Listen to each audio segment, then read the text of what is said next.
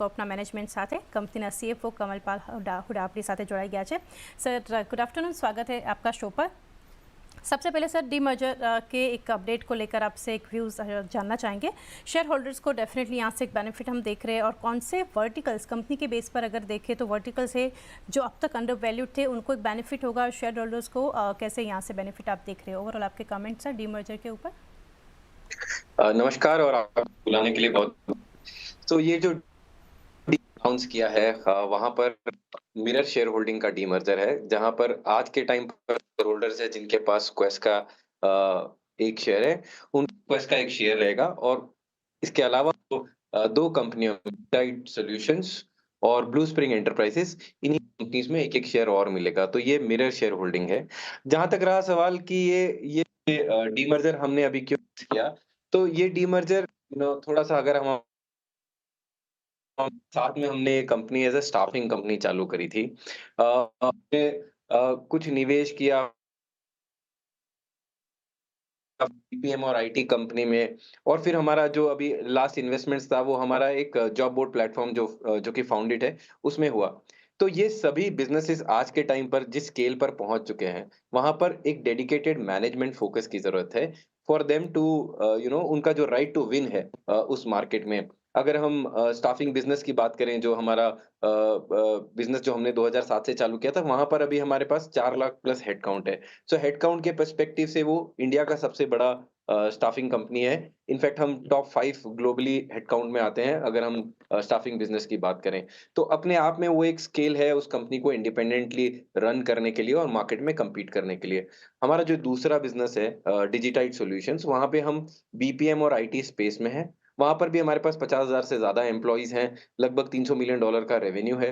तो वो भी अपने आप में काफी अच्छा स्केल है उस बिजनेस को अपने बलबूते पे खड़े होकर और उस बिजनेस को कॉम्पीट करने के लिए मार्केट में। और जो हमारा तीसरा बिजनेस, हम जो तीसरी कंपनी बनाने जा रहे हैं ब्लू स्प्रिंग एंटरप्राइजेस, वहां पर हमारे जो फैसिलिटी मैनेजमेंट बिजनेस है और जो हमारे इन्वेस्टमेंट्स है फाउंडेड में, वो वहां पर रहेंगे। तो वो बिजनेस भी अगर आप देखें तो जो जो टाइप ऑफ सर्विसेज हम ऑफर करते हैं हमारे फैसिलिटी मैनेजमेंट बिजनेस में, वहां पर अगेन हम one of the leading players हैं मार्केट में।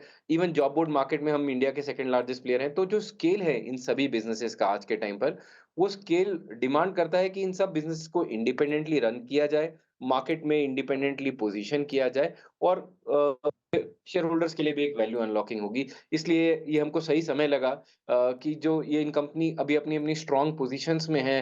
जो हमारे पिछले 2 क्वार्टर्स के रिजल्ट्स हैं, quarter on quarter 20% full year पे ग्रोथ दिख रही है एबिटा में। तो हमें लगा ये सही समय इस टाइम पर ये डीमर्जर अनाउंस करने के लिए। जी डेफिनेटली। साथ ही कमल सर समझना चाहेंगे आपसे मार्जिन डिफरेंस जो है बिटवीन थ्री बिजनेस जो अभी आप बात कर रहे हैं, यहाँ से क्वेस्टकॉर्प, डिजिटाइड सॉल्यूशन, ब्लू स्प्रिंग एंटरप्राइजेस, उसको आप कैसे देख रहे हैं? और साथ ही क्लब करना चाहूँगी सर, पोस्ट डीमर्जर जो है यहाँ से जो बिजनेस कौन से रेट पे आप ग्रोथ होता दिख रहे हैं? जी, सो देखिए ये सभी बिज़नेसेस बहुत अलग-अलग मार्केट्स में ऑपरेट करते हैं, हेंस मार्जिन प्रोफाइलिंग बहुत ही अलग-अलग है। स्टाफिंग बिज़नेस की बात करूँ, तो स्टाफिंग बिज़नेस जो है वो ग्लोबली भी और इंडिया में भी लगभग 2 से 2.5% के बीच में ऑपरेट करता है। और उसी लेवल्स पे हम भी इस बिज़नेस को ऑपरेट करेंगे। अब जहाँ तक रहा ग्रोथ का सवाल, तो इस बिज़नेस में पिछले 4 या 5 सालों में हमने कैगर 20% ग्रो किया है। एंड हमारा बिलीफ है, हमारा अनुमान है कि हम इस बिज़नेसेस को उसी लेवल पे ग्रो कर सकते हैं। अगर मैं बात करूँ डिजिटाइड सॉल्यूशंस की, तो ये बिज़नेस अगेन जो मार्केट है वो 16 से 18% एबिटा मार्जिन पे ऑपरेट करती है, और हम भी उसी रेंज के बीच में ऑपरेट करते हैं आज के टाइम पर। और जहाँ तक रही ग्रोथ की बात, तो ये बिज़नेस लगभग $300 मिलियन के आसपास का रेवेन्यू बिज़नेस स्केल ऑलरेडी है। तो हम इस बिज़नेस को over a long term period इसको $1 billion BPM oblique IT services company बनाना चाहते हैं।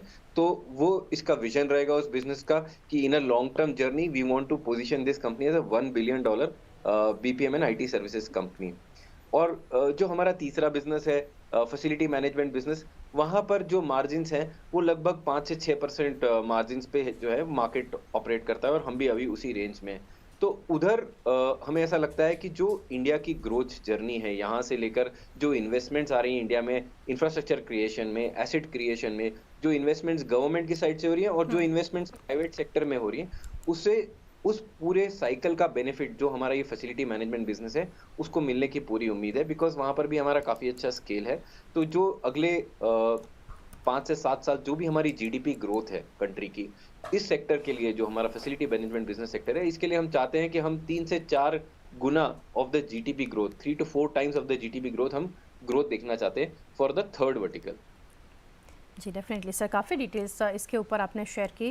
और आगे से जानना चाहेंगे debt on book post demerger आप कैसे देख रहे हैं फॉर दिस 3 एंटिटीज़?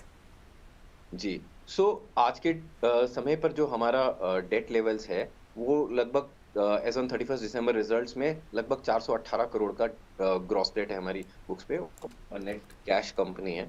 तो विद द डीमर्जर जो हमारा स्टाफिंग बिज़नेस है और जो हमारा फैसिलिटी मैनेजमेंट बिज़नेस है, वो लगभग 50 करोड़ के आसपास के डेट लेवल से नेट डेट लेवल से चालू करेंगे और जो हमारा डिजिटल सॉल्यूशन बिज़नेस है, वो एक नेट कैश पोज़ीशन से चालू करेगा। बट ये जो सेग्रीगेशन है, ये सेग्रीगेशन एक बहुत ही सिंपल तरीके से उन कंपनीज़ की बैलेंस शीट की स्ट्रेंथ्स, उन कंपनीज़ की फ्यूचर क्रेडिट वर्थिनेस जब ये कंपनीज़ में ये बिज़नेसेस डीमर्ज होंगे, how a banker will evaluate for giving the borrowing limits for those companies, उन सब चीज़ों को ध्यान में रखते हुए इनके डेट लेवल्स को बाँटा जाएगा।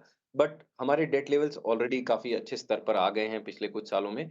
तो और अभी ये डीमर्जर में अगर अगले 12 से 15 महीने होंगे, तो हमारे पास फर्दर अपॉर्च्युनिटी है हमारे डेट लेवल्स को फर्दर रिड्यूस करने के लिए। तो ये सभी कंपनीज़ एक ऐसे डेट लेवल पर स्टार्ट करेंगी या कैश लेवल पे स्टार्ट करेंगी जो इनके लिए बहुत ही अच्छे लेवल्स रहेंगे। ओके सर, ये एंटायर प्रोसेस जो है डी मर्जर को लेकर अभी जो कंपनी के प्लानिंग्स है, वो एंटायर प्रोसेस कंप्लीट होने में टेंटेटिवली कितना टाइम जाएगा? कुछ टाइम फ्रेम आप शेयर कर सकेंगे? जी हाँ। सो हमने जो देखा है और भी ऐसी जो स्कीम्स कंपनीज़ ने और दूसरी कंपनीज़ ने अनाउंस करी है मार्केट में, हमारे देश में इस प्रक्रिया में लगभग 12 से 15 महीने पूरे प्रोसेस में जाते हैं। तो हम भी एक्सपेक्ट कर रहे हैं कि इस टाइम फ्रेम में हम भी इस पूरे प्रोसेस को कंप्लीट कर सकें। ओके।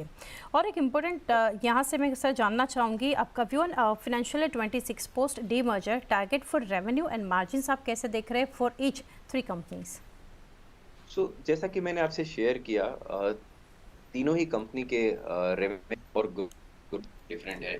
लॉन्ग टर्म व्यूज़ मैंने आपके साथ शेयर किए। जी। शॉर्ट टर्म व्यूज़ में अगर आप हमारी पिछले 2 क्वार्टर की परफॉर्मेंसेस देखें, तो काफ़ी ट्रेंड आगे कंटिन्यू होने वाला है। हमारे मार्जिन स्ट्रॉन्ग, हमारा कॉस्ट टू सर्व कम हुआ है। हमारा ओवरऑल कंसोलिडेटेड मार्जिन जो आज से 1 साल पहले 3.2 3.3% एबिटा लेवल पे आ गया था, पिछले क्वार्टर में हमने 3.7% ओवरऑल हमारा कंसोलिडेटेड एबिटा रिटर्न किया है। तो हमको उम्मीद है कि अभी से लेकर अगर आप जैसे एफआई 26 की बात कर रहे हैं, तो अगेन अगर इन तीनों कंपनी को साथ में जोड़ के मैं देखता हूँ, तो हम ओवरऑल 4% से ऊपर ही मार्जिन लेवल पे रहने चाहिए।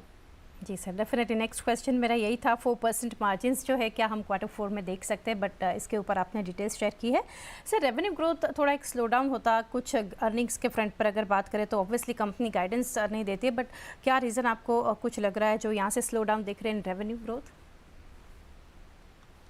सी सो कुछ-कुछ इंडस्ट्रीज़ में डेफ़िनेटली स्लो डाउन दिख रहा है। अगर हम सभी सभी आईटी कंपनीज़ के अगर आपने रिज़ल्ट्स भी देखे होंगे, तो आईटी स्टाफिंग जो बिज़नेस है, उसमें थोड़ा-सा म्यूटेड डिमांड है और ये पिछले क्वार्टर से ही नहीं, लगभग पिछले 4 या 5 क्वार्टर से वैसा ही दिख रहा है। बट हमने हमारे मार्जिन्स को प्रोटेक्ट करने के लिए हमने फ़ोकस किया है जीसीसीज़ पे, हमने फ़ोकस किया है जो आईटी में निश प्रोफाइल्स हैं, सो दैट हम मार्जिन लेवल पे ड्रॉप ना हो और ऐसी उम्मीद लगाई जा रही है कि आने वाले 1 या 2 क्वार्टर में जो आईटी बिज़नेस है, जो आईटी सर्विसेज़ बिज़नेस है कंट्री में, उसका रिवाइवल होना चाहिए। तो जब जब भी वो टाइम आएगा, तब थोड़ा बेनिफिट कंपनी को होगा बिकॉज़ जब ये बिज़नेसेस थोड़े नीचे गए हैं, तो हमने फ़ोकस किया है निश प्रोफाइल्स पे, हमने फ़ोकस किया है जीसीसीज़ पे हमारे मार्जिन को प्रोटेक्ट करने के लिए। तो जैसे-जैसे ये रेवेन्यूज़ वापस आएँगे आईटी सर्विसेज़ के, कंपनी को उससे फ़ायदा होगा। ओके। आगे सर जानना चाहेंगे यहाँ से what was the drag from Foundit, जो यहाँ से जो कंपनी का पोर्टल है plus North America at the EBITDA level? देखिए फाउंडेड हमने पिछले वर्ष लगभग 90 करोड़ का बर्न था, जो कि हमारी इन्वेस्टमेंट्स थी उस बिज़नेस में। वो इस साल पर कम होकर लगभग हमारी उम्मीद है कि 55 से 60 करोड़ के ऊपर बर्न आना चाहिए और उसके 2 रीज़न्स हैं कि हमको वहाँ पर अच्छी रेवेन्यू ग्रोथ दिख रही है, हमारा प्रोडक्ट बहुत अच्छे से लॉन्च हुआ है मार्केट में और काफ़ी अच्छे हमको कॉन्ट्रैक्ट्स मिल रहे हैं वहाँ पर एंटरप्राइज़ सेल्स में। तो वहाँ पर हमारा बर्न जो है हमें उम्मीद है कि by the end of this year हम उसको ब्रेक इवन पे क्लोज़ करेंगे और नेक्स्ट ईयर जो है हम जो ये बर्न जो हम इस साल लगभग से 60 करोड़ का बर्न किए हैं, अगले साल के लिए वो हमारा जो बर्न है वो लगभग 0 हो जाना चाहिए। तो फाउंडेड इज़ एकदम अपने प्लान पे हमने जो अनुमान लगाया है उस पे चल रहा है। और जहाँ तक रही नॉर्थ अमेरिका बात तो नॉर्थ अमेरिका में हमने एक बहुत छोटा-सा स्टाफिंग बिज़नेस चालू किया है। थोड़ी-सी इन्वेस्टमेंट्स करी हैं वहाँ पर in terms of a sales team और हमें कुछ-कुछ वहाँ पर ओपनिंग्स, ओपन मैंडेट्स, कुछ ऑर्डर्स भी मिले हैं। तो अगेन क्वार्टर 4 में हमें एक्सपेक्टेशन है कि नॉर्थ अमेरिका से भी there should not be any burn और क्वार्टर 4 में हमारा North America should also be a break even business.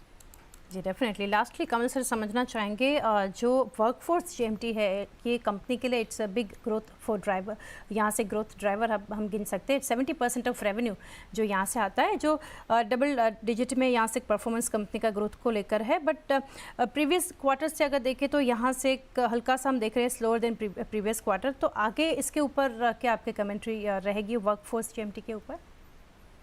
C workforce में हमने देखा है कि आपने सही बताया कि थोड़ा-सा growth so after the season after the Diwali season there is generally a bit of a slow down but हम अभी देख रहे हैं जो हमारी ओपन मैंडेट्स हैं वो 30,000 प्लस है वर्कफोर्स मैनेजमेंट में और उन ओपन मैंडेट से हमें ये कॉन्फिडेंस मिलता है कि जो हमारी ग्रोथ रहेगी क्वार्टर 4 में वो अच्छी ग्रोथ रहनी चाहिए। इस तरह की मैंडेट्स जनरली दिवाली सीज़न के आस-पास रहती हैं तो हमारी अभी भी जो ओपन मैंडेट्स हैं वर्कफोर्स में वो 30,000 प्लस हैं। तो हमें उससे थोड़ी-सी कॉन्फिडेंस लेवल मिलता है कि जो रेवेन्यू ग्रोथ है वर्कफोर्स में दैट शुड कम बैक।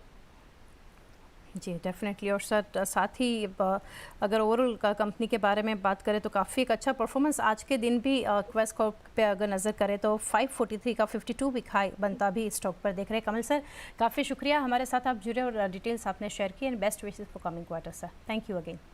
धन्यवाद।